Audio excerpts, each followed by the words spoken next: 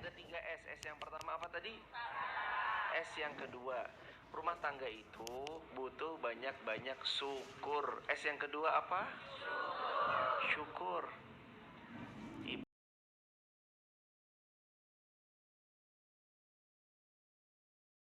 Yang ada di atas muka bumi yang paling tampan, hitam manis, hilang manisnya tinggal hitamnya.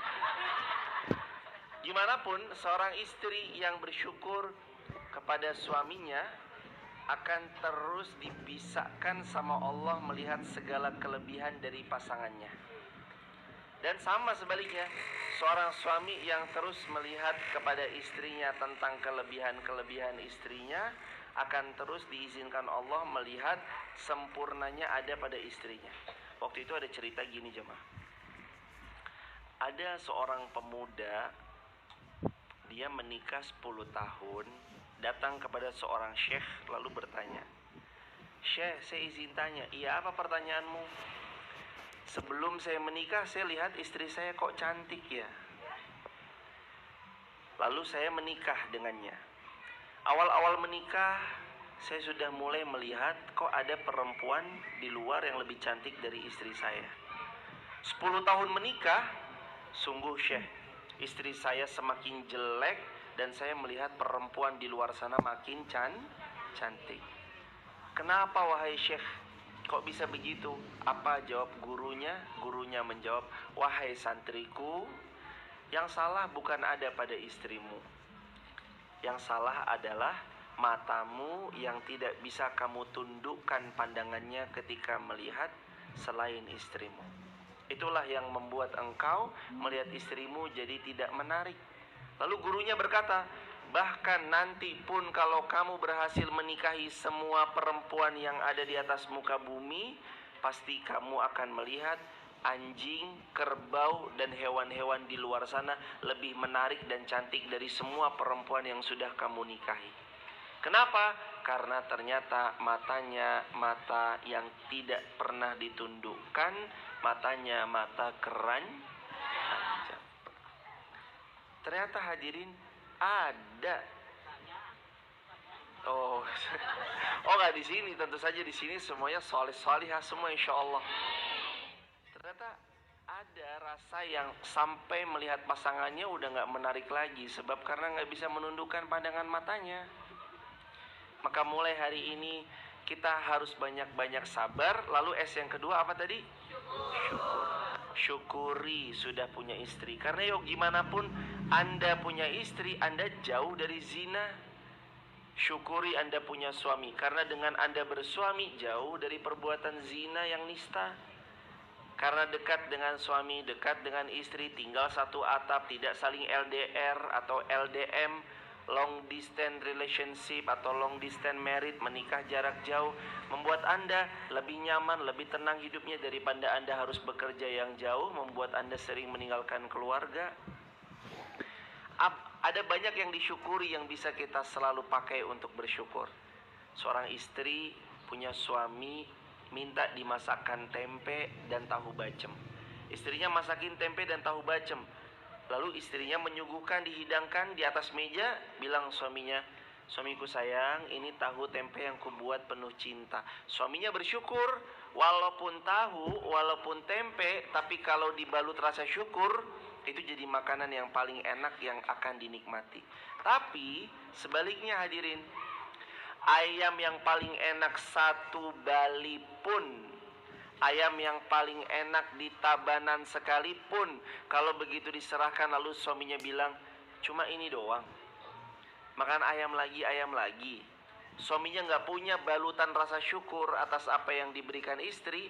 Semua apa yang dia makan terasa hambar karena gak ada rasa syukur.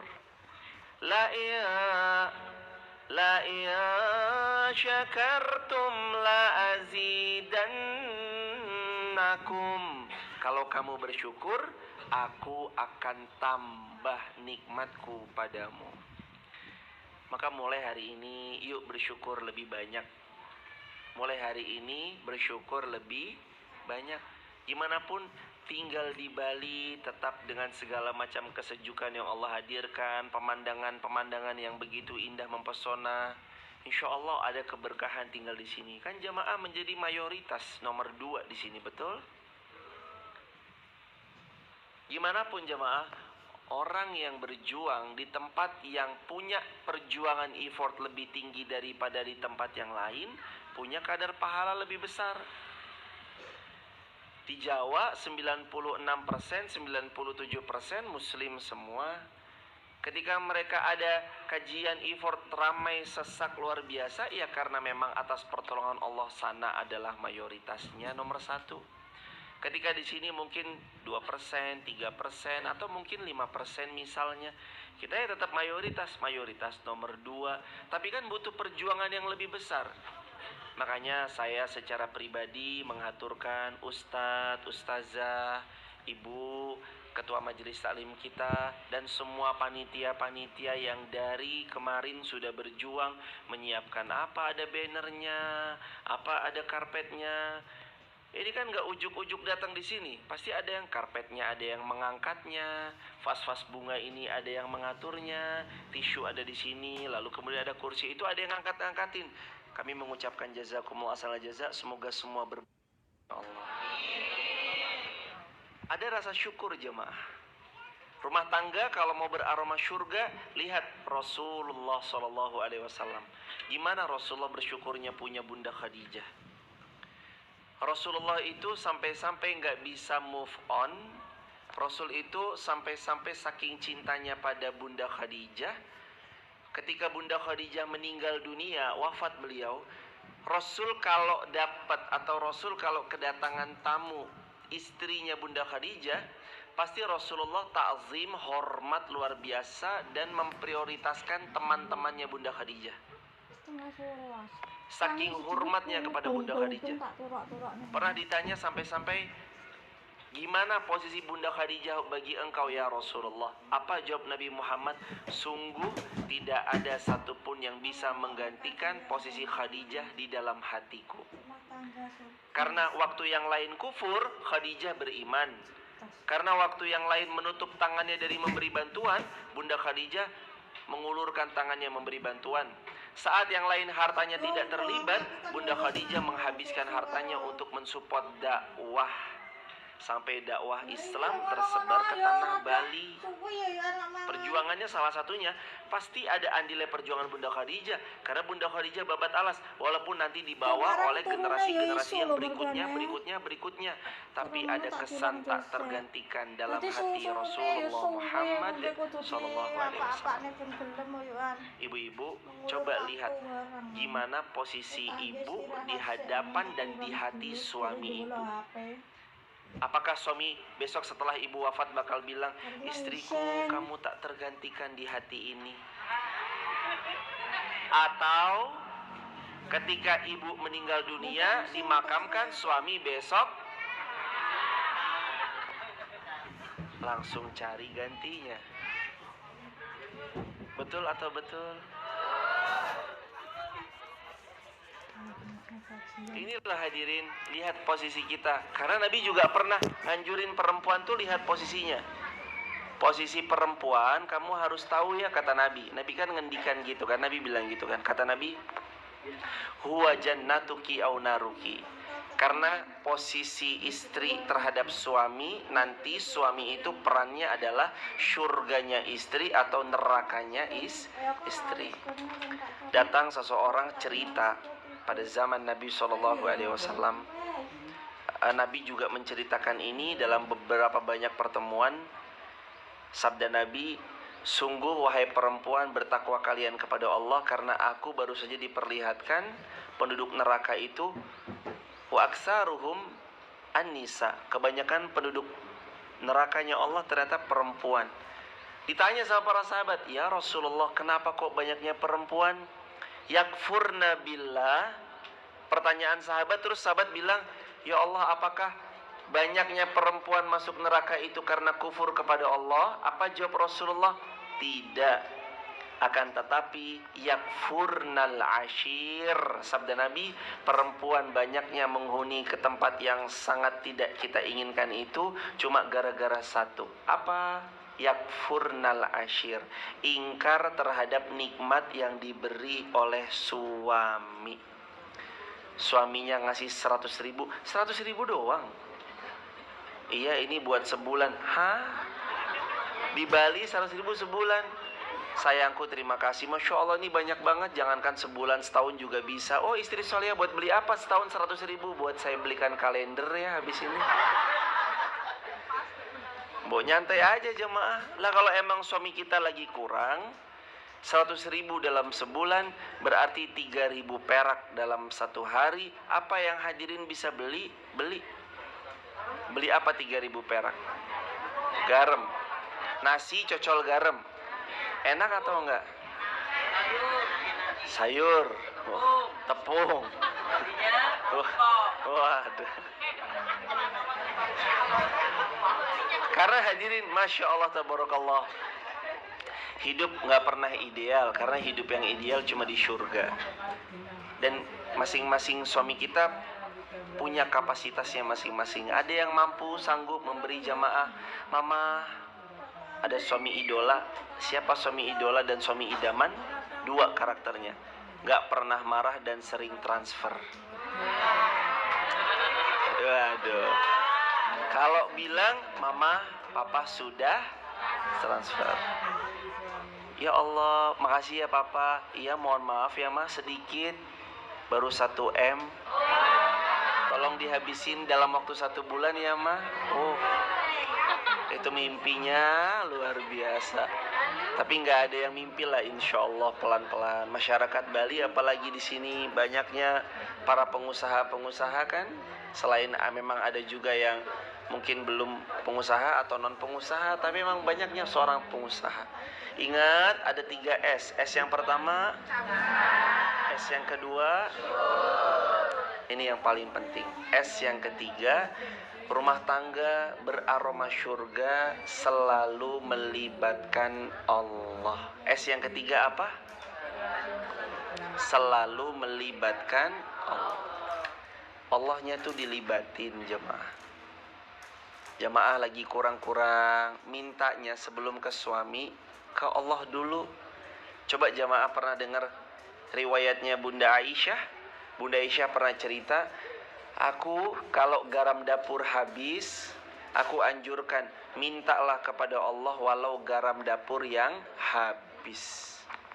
Bahkan Bunda Aisyah aja, garam dapur habis, beliau nggak langsung minta ke Rasulullah Muhammad SAW.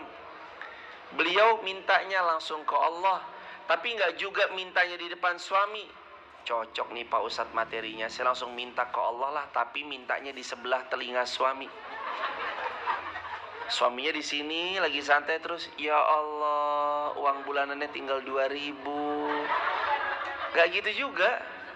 Ketika minta sama Allah tuh, melibatkan Allah tuh benar-benar pure melibatkan Allah. Dia tuh benar-benar pure ngandelin Allah. Jamaah, kalau jamaah ada uangnya, jamaah ada suaminya, jamaah ada nafkah rutin bulanannya, jamaah punya hartanya untuk membeli, jamaah minta sama Allah, ada perasaan tenang karena sebenarnya jamaah sudah punya. Ya Allah, ya itu baik. Tapi jamaah sudah punya ketenangan karena jamaah punya uangnya. Tapi yang disebut iman itu, disebut keyakinan yang puncaknya, keyakinan yang bernama iman, itu ketika jamaah belum punya uangnya. Suami jamaah juga qadarullah mungkin sudah dipanggil pulang oleh Allah. Jamaah berjuang sendirian, gak ada satupun yang siap membackup, memberi hadiah kepada jamaah. Tapi jamaah itu yakin, hadirin yakin, ya Allah, Engkau maha baik, Engkau pasti tolong hamba, Engkau maha santun, Engkau pasti akan menghadiahi garam untuk hamba. Itulah namanya iman. Coba lihat, di saat kita banyak dekengan, kita tenang aja, santai. Ya karena punya dekengan. Coba ketika benar-benar pol, mentok, baru terus, Ya Allah, tolong hamba-hamba udah gak punya siapapun kecuali Engkau. Itu namanya yakin yang seyakin-yakinnya. Ingat ya hadirin, jalan yang sekarang kita lagi ngaji bareng ini, jalan kebaikan, jalan tauhid, jalan dakwah, itu yang dulu pernah membuat Nabi Ibrahim mau dibakar. Jalan yang sekarang jamaah lagi tempuh, itu yang membuat Nabi Yunus dimakan ikan paus. Jalan yang jamaah seperti ini nih, itu yang membuat Nabi Isa disalib. Tidak disalib tapi wama sholabuhu, tidaklah wama qataluhu wama sholabuhu, tidaklah Nabi Isa disalib, tidaklah Nabi Isa dibunuh, walakin syubbiha lahum dalam Al-Qur'an, tapi itu yang diserupakan.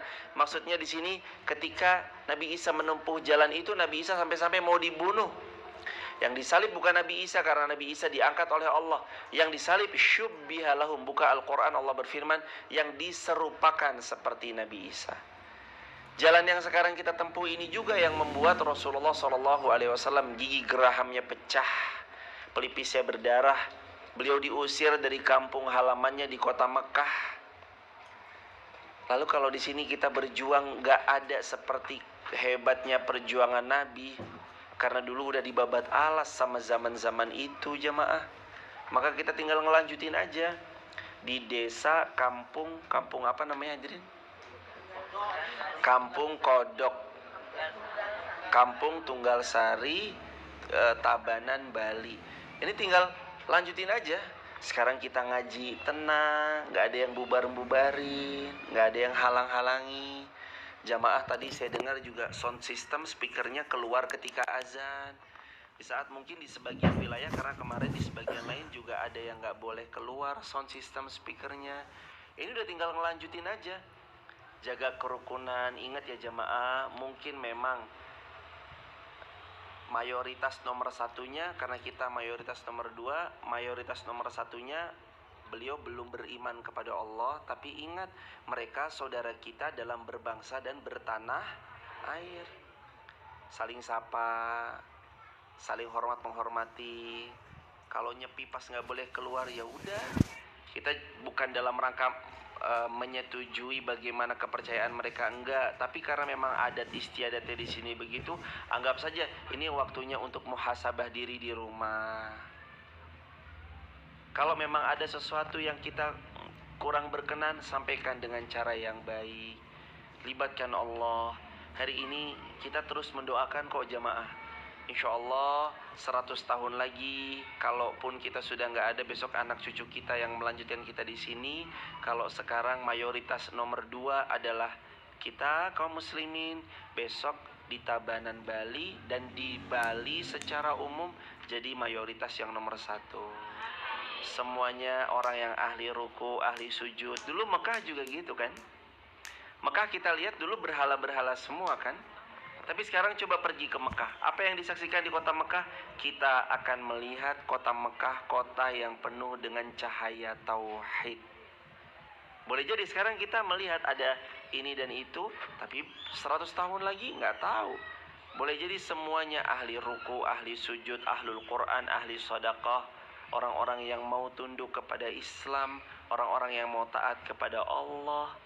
Kita nggak pernah tahu bagaimana nanti Allah memperjalankan. Yang penting tugas kita jaga diri kita, jaga keluarga kita. Ku anfusakum wa ahlikum nara. Dengan rumus 3S. S yang pertama apa? S yang kedua? S yang ketiga? Kalau kita lakukan ini, Allah yang akan memberikan kebaikan buat hidup kita dan rumah tangga kita jadi rumah tangga sakinah, mawaddah, warahmah, rumah tangga beraroma jannah. Muncullah tulisan yang benar-benar tulisannya bukan cuma sekedar tulisan, tapi tulisan dan penghuninya pun ikut serta merasakan. Tulisan itu terpampang jelas di dalam, luar, dan setiap sudut-sudut rumah. Walaupun gak ada dalam bentuk nyata, tapi dia terpampang, terpatri, terpaku jelas dalam hati. Apa tulisan di rumah itu? Baiti jannati. Rumahku adalah syurgaku. Jadikan rumah adalah syurga kita, tempat kita saling support dalam taat. Barakallahu fikum. Jamaah semua semoga sehat, dilancarkan, diberkahi segala urusannya sama Allah. Habis ini kita sedikit tanya jawab, 2 orang untuk penanya yang sesuai tema.